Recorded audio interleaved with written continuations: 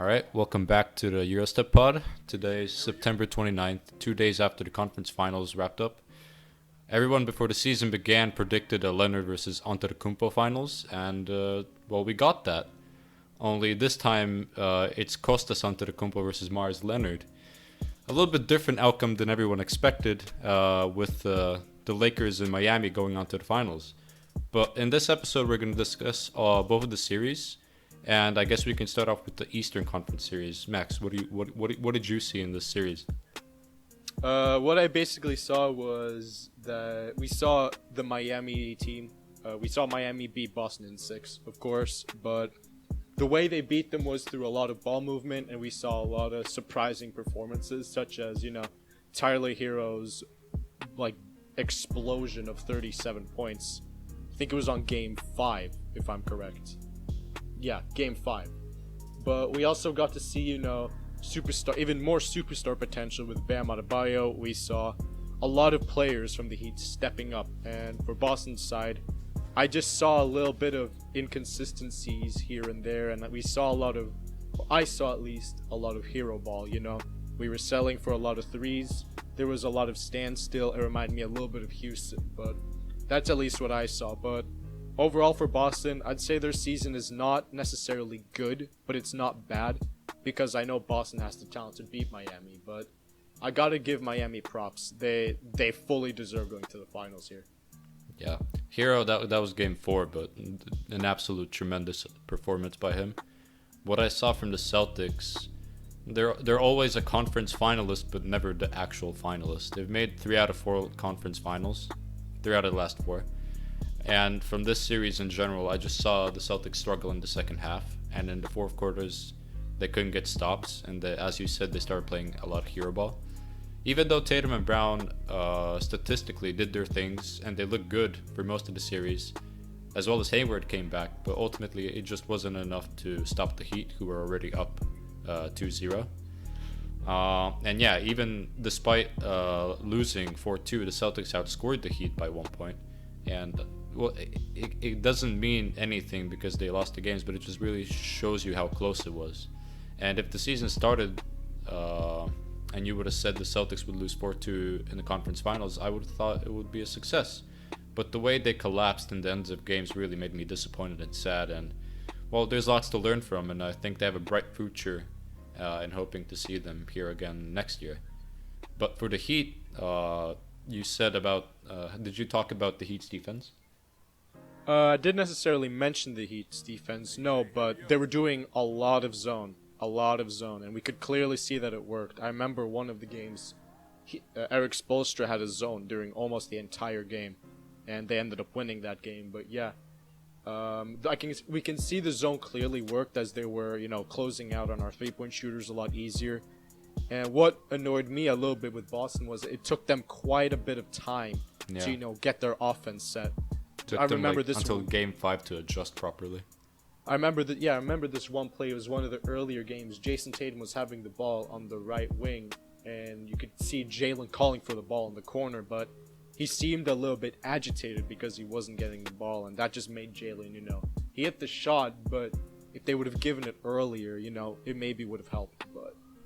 But I got to give credit to Miami's defense and their role players. They can have a 10-man lineup in the playoffs, and it'll still be very effective. Yeah, they played their zone to perfection, and as you said, of their offense, they had fantastic ball movement. They're not necessarily structured as a championship winning team because they only have one good offensive player. Well, that's debatable, but if you would look at their team, you'd probably think, it's Jimmy Butler. And then there's Bam, who's a really nice center. And then they just have all these other pieces, but you wouldn't necessarily think that, at least in the middle point of the season, that this team would be the one that would make it to the finals. So it's structured a little bit differently. But that's okay because, as you've seen, it works. And as Andre Iguodala said, the bubble is all mental. And they got what it takes because they have the culture and they have the mentality. And it's really shown. Tyler Hero looked like a multi-time All-Star veteran out there, and he's only 20 years old. And I think Bam is the most complete center in the NBA right now, other than his outside shot. Yeah, Duncan Robinson, who's after this series or after this playoffs in general, his value is at an all-time high right now. Me and Max, we had a discussion who we would trade Duncan Robinson for, and it's kind of hard to think of any good trades because he's on such a good contract and he fits the Heat perfectly. So that's what I have to say about him. And even Iguodala looked great last night. And yeah, Eric Spoelstra deserves a lot of credit because he started as a video coordinator and is now making his 5th NBA Finals. Yeah, it's crazy how far, a video coordinator to a job, like to a coaching job, can take you. But like when I watch this Miami Heat team, I get these small glimpses of the early Golden State Warriors championship teams. You get all this ball movement, and I clearly see that Miami Heat, they're making the extra pass, and they're not afraid to give the man, like the hot hand, to all the time. They're not afraid to give Tyler Hero the ball when he's keeping it going and going, because that's what they know what it takes to win. And when I see the Miami Heat team, I see this little brotherhood going. They all wish the best for each other, and they have one common goal, which is the NBA championship. And personally, I think the media and Minnesota and Philadelphia and even Chicago, I think they all deserve to give Jimmy Butler an apology, because you can clearly see that Jimmy functions perfectly in Miami. From the 3 a.m. workouts in the morning to, the stint he had in Minnesota where he says they're not good enough to win. And you can, Jimmy Butler just proved that, he's right, he's cut from a different cloth compared to the previous teams he's with. So, yeah, I'd personally say I'm proud of Jimmy Butler and the Heat. They proved so many people wrong this season. And no matter what the outcome is of the finals, I'd say, it's a success.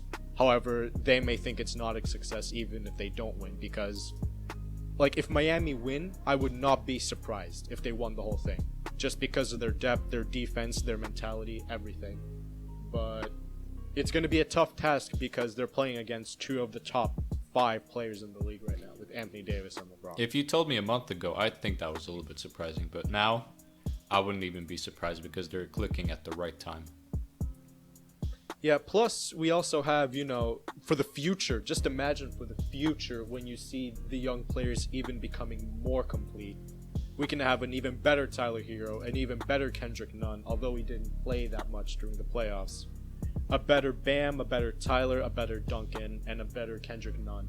As well as Jimmy Butler. He's still in his prime, I'd say. Even he's going to improve. Yeah, Miami's young core versus Boston. Bam had 22, 11, and 5. And Hero had 19, 6, and 5. Both on like 65% true shooting. That's excellent.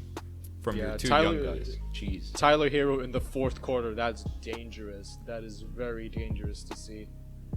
Plus, it just proves if you have confidence, if you're confident in your abilities, it will take you far. Tyler Hero is a living embodiment of that, even though I've seen all over the place, his new name is going to be Tyrone Hero and stuff like that, which is pretty funny. Hood tendencies. Yeah, but also, they're like, oh yeah, hi Tyler, you're not going to join us during the champagne showers because you're not old enough yet, just wait outside, Yeah. He's not even old enough to drink, and he's the first kid born in 2000 to reach an NBA Finals, which is absurd but deserving. Miami lost to LeBron 6 years ago, and Chris Bosh, and they didn't even tank or draft higher than 10th, and look where they are right now. Yeah, and as well as with the pattern, if you have the 13th pick and the shooter is open, you draft him. We could see that with Jamal Murray, Tyler Hero, and even Devin Booker a few years back. Jamal Murray? I think he was drafted like 7th. 7th? Yeah. Okay, but well, Devin Booker was drafted around that Devin spot. Booker was drafted on 13th. Yeah. But yeah, if you're in the teens and you see a white shooter, that's probably gold right there. My God. Or a shooter in general, really. Yeah. But I also heard that I read an article that said that the Celtics front office, they were like a little sad sigh because they were planning on drafting Tyler Hero as well. It's just that Miami was right before them, which is very unfortunate. It's fortunate for the Heat though. Oh yeah, it's very just casually dropping 37 on us, and just put the internet on fire with that performance. He was doing everything He was going from doing the reverse layup on Tatum to hitting a deep three on Marcus Smart, hitting mid ranges, everything, cutting to the basket as well during one of the last plays of the game. If you think how their team is structured, you'd probably think their team is made for waiting for until Giannis gets to his free agency, because they don't really have much contracts then. But even then, they just find these gems that can just go off, and they're a perfect fit for Miami. So I'm just happy they made it work. I'm excited to see what Miami will do in 5 to 10 years. See how their team is shaped up to be differently, maybe. But currently, right now, Miami's front office is one of the best in the league right now. In regards to signings, drafting, coaching, even ownership. Pat Riley's an excellent owner. Even though they had some pretty terrible signings with James Johnson and who else they had. They needed to trade, shave off some contracts so they could get the players they had. They traded away Whiteside. They didn't really get much other than Myers Leonard, who was their starting power forward for most of the year. But ultimately, Jay Crowder came in. They traded up Justice Winslow. He was a good young player. He was on $14 million a year, but he was kind of injury prone. So moving him off kind of freed more space for Duncan Robinson to play. So I guess it was just a win-win. They just got veteran players and they got their other young players so they can flourish. So that's a good job. But those contracts they gave at the start, those are pretty sketchy. Yeah, although Jay Crowder, in my opinion, he didn't play that well versus Boston. I gotta say, he's a hugely underrated signing for the Miami Heat. Just helps them with floor spacing and everything. You know who actually signed him, though? Who? He's still on the Boston contract. Oh, he's still getting money from Boston? Yeah, it's his final year. I think he's paid $7 million.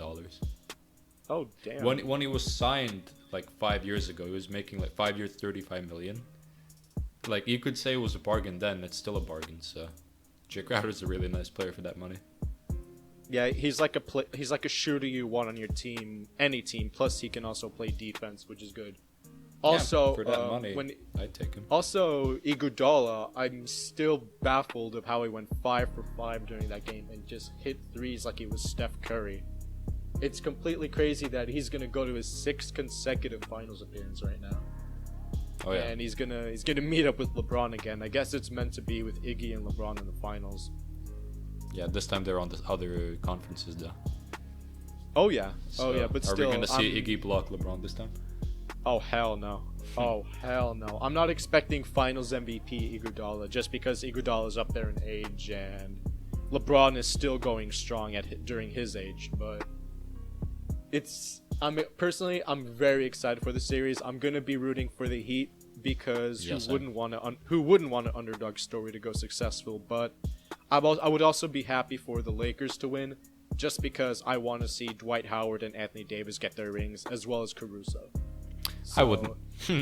I'd love to see Dwight Howard get his ring personally. I feel like he deserves it. If it was Dwight Howard on any other team, sure, but please, just not the Lakers, man. I have a Lakers bias, and as a Celtics fan, I think it's fine. Yeah, that's fine. But I personally, I think it's a win-win if either teams win, you know. But I think it'd be disappointing for the Lakers side if they lose.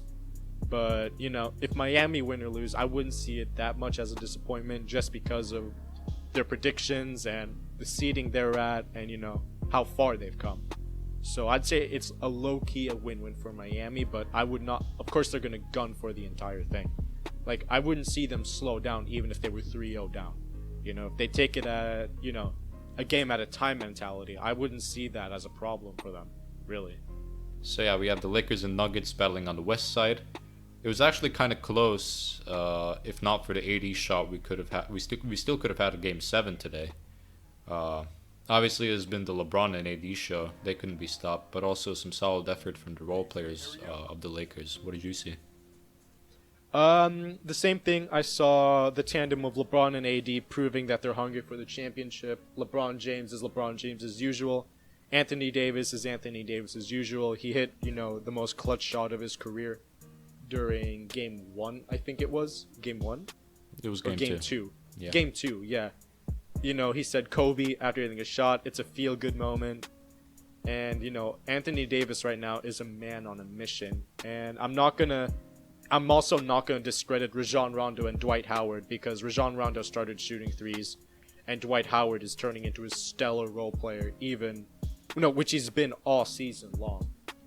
And it's just great to see that the once two players with crazily high egos in Rondo and Howard, they're willing now to take a back seat in order to achieve a championship. So it's good to see that. As well, I love also seeing Caruso being that energy guy off defense, slamming the ball down. And, it's just feel good. But also for the Nuggets, a little bit up and down, but mostly we got just the same consistency, a little bit from Michael Porter Jr., but we also got Jokic and Jamal Murray doing their thing as well as usual. But it's just not enough. It's just not enough to beat the Lakers. Rondo's per 36 numbers are better than his prime numbers when he was in Boston. So that's crazy. And Howard got the starting gig in Game 4, and he started playing well. He said if he ever got the opportunity to play in the finals again, he would give everything he got. So we shall see that. But the way they're clicking right now, similar to the Heat, is just what you want from a team contending for a chip. You can clearly say the Lakers were probably partying their asses off after realizing the Clippers lost to Denver. But Denver has really shown that by drafting in developing belt, you can also be a contender, unlike other teams that are contending right now. Their future is super bright with the young core of Murray and Jokic and whatever players they have on the bench with what was the point guard? I forgot his name. It was the point guard. Yeah. Monty Morris. There you go. Yeah, Monte Morris. Yeah. Completely fell out of my head. Brainstorm as but well. Yeah, we have him. And Millsap is coming off the books. Also, I can't not notice Jerry and Grant, who was a monster at the end of the series, but ultimately just couldn't contain AD or LeBron. They do need a better wing player, and a beautiful addition, as I think we both mentioned, would be Drew Holiday, because Gary Harris just wasn't doing it. We've seen glimpses of him in the Clippers series, but I think Drew Holiday is an overall better fit, and I think that would just make them go over the top. And that's my wish for Denver this offseason, but they are really fun to watch.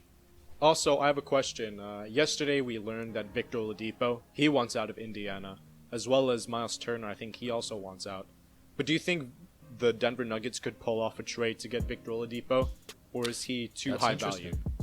Because maybe they can trade, Gary Harris or Michael Porter Jr. and a pick, but I don't know if Michael Porter Jr. is untouchable. I don't know.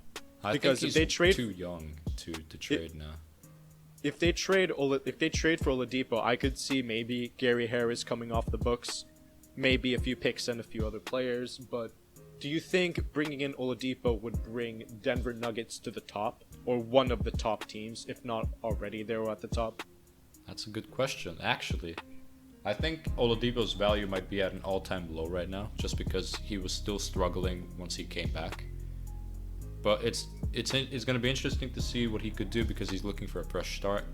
Would he be the top player in Denver? Probably not. I'd say around third option, second option, third option. I guess it depends on Jamal Murray and Victor Oladipo. I guess they're tied for second option because, one of them could have a good game, they give him the ball. The other could have a good game, they give him the ball. I guess that's how I see it. It's sad how one injury just basically makes you regress from being the clear number one option in Indiana to now being behind the likes of T.J. Warren and Malcolm Brogdon. This just gives me flashbacks from Isaiah Thomas and DeMarcus Cousins, knowing where they were a few years ago, and their injuries just derailed them like crazy. I think if Denver, this could be a chance, maybe. It's kind of risky just because we don't know what Oladipo could be. But if you gave me the chance, either Oladipo or Drew Holiday, I'd probably go for Drew Holiday though. I'd go with Drew Holiday as well, because we've learned that he got that all defensive team snub. And, the NBA players I read on the I saw on the JJ Redick podcast, they were discussing this. And all their peers were saying Drew Holiday is one of the best defenders in the NBA, and he did make the All-NBA team, which is crazy. And I gotta agree with them on that, He can defend a lot of guards, a lot of positions as well. He can dunk, he can shoot, he can catch ankles as well. And in Denver's system, he'd be, as you said, perfect for Denver's system. Yeah. Do you have anything else to add? If I have anything else to add, I don't know, other than maybe in regards to Indiana, Miles Turner. I think he'd be a perfect addition for the Celtics. He can stretch the floor and he can block and he'll help with rebounding. But in regards to the series with Denver and LA, I gotta give my hats off to Denver. Came away from 2-3-1 deficits, beat the Clippers, and it's a feel-good moment for the Clippers because. Or it was a feel-good moment for the Nuggets, and it's a feel-good moment against the Clippers because, they were, people were saying they were all cocky and stuff like that, It's a championship or bust. Then after the series, Paul George said it's not a championship or bust. And, started backtracking.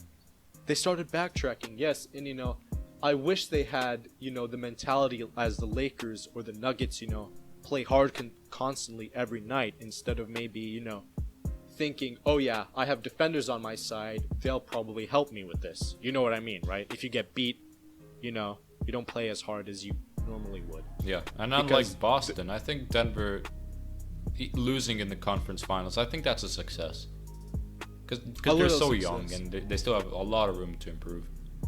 Yeah, however, I don't know if the Clippers need to make changes or not. They fired Doc Rivers, which in my opinion was not that big of a surprise. But I think what we need to see now is, Paul George, he needs to step up a lot more for the entire next season because I heard, I think Stephen A. Smith said this, he could maybe be the next Dwight Howard post Orlando, have all this hype but not deliver it in the playoffs. And we know how Paul George became, Pandemic P. It's because he wasn't playing good, 3 minutes, 4 minutes left of the fourth quarter, you're in the corner, and you hit the side of the backboard like it's a drill, And Kawhi Leonard, I'm also gonna hold him accountable. He didn't play well, neither, on the last game. But, the Clippers are out, and there was a lot of, tension in the locker room afterwards, Paul George talking about, let's not give up and stuff like that, but, the players were rolling their eyes and stuff like that. But I guess the Clippers were more of like the villain during the entire playoff run. For example, Morris, he was stomping on Luka's ankle. The flagrant foul on Luka as well. You just want to hate on them, as well as Patrick Beverley and all his antics. And just made the Nuggets win much more, It's just like a lot. It's a feel-good moment for the rest of the league. However, I also want the Clippers to succeed. I want Paul George to succeed. But, you gotta get what's coming to you. If you act all these stuff, Lou Williams going out, getting chicken wings during the pandemic and stuff like that, you're gonna have to be held accountable, Yeah. And since we've talked about both the series, maybe we can look forward to the NBA Finals. How do you see that happening? Where do you see it going? I'm expecting a dogfight. I would not be surprised if it went to 7. But I'm not going to count out the Heat. However, I'm going to probably say Lakers in 6. I'm not going to count out Miami one bit. I wouldn't be surprised if it went to 7. But LeBron is on a mission. AD is on a mission. I'd say Lakers in 6. But if Miami, if they do their zone well, if they contain AD, if they contain LeBron, that'll be good. But, their wing players are going to have a handful this series because the Lakers are one of the best teams in the league in transition right now. And you can't stop LeBron once he gets going. Plus, he's a gifted passer. He'll find the open man regardless. But I think what will be a problem for Miami is their centers. They don't have big centers. The Lakers, they have McGee and Howard. Who else can you put on? Bam Adebayo. You could put Anthony Davis on Bam Adebayo. But who else can they put on the power forward spot or center spot? They have McGee and Howard. Miami, they have, Kelly Olynyk, I guess. Or maybe Solomon Hill. But is that enough to... I don't know if that's enough to stop them necessarily. One thing good for the Miami Heat is they can kind of stretch the floor with Olynyk. And I think it's probably going to be Bam versus AD on the offensive and defensive end. I think they're going to guard each other just because they're both so good, like such good players. I don't see Howard guarding like Olynyk or JaVale McGee guarding Olynyk just because that would mean they have to stretch the floor and there wouldn't be anybody left to block the ball. But a fun fact about the Lakers is if Rajon Rondo, if the Lakers win, Rajon Rondo will hold the record for the largest gap between his first 2 rings. And prediction-wise, I'd probably say Lakers in 5. As much as I don't want to say it, and as much as we've doubted the Heat so far, the Lakers, they're clicking, unlike the other teams they've played against. So I think it's going to be tough for Miami. It's going to be a close series, but I think the Lakers will edge out the ends just because they have so much experience with LeBron and AD.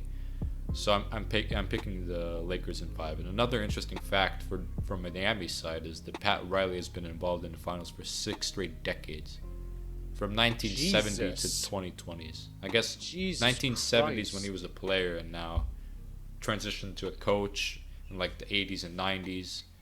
Also like the 2000s and now being a general manager. Man, I did not know that. Yeah, Pat I found that Riley out today. It's is a crazy thing. Pat Riley's a genius, man. He's a genius. Plus, he looks like a mafia boss from Goodfellas or something like Oh, that, yeah. which is crazy as well.